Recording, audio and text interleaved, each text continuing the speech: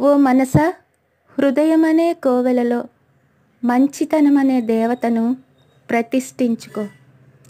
నీ జీవితం అనే స్వచ్ఛమైన వైబ్రేషన్స్ ఈ ప్రభాత వేళలో ప్రకృతికి అంజలి ఘటించని.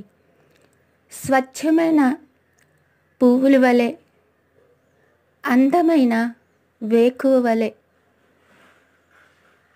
మంచితనమనే సుగుణాలు నీ మోముకు ఎంతో అందాన్ని, ఆనందాన్ని ఇస్తాయి.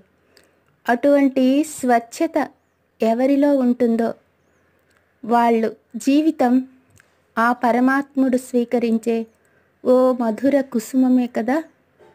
అటువంటి జీవితాన్ని తయారు చేసుకుంటే ఈ భూమిపై ఎంత ఆనందమో.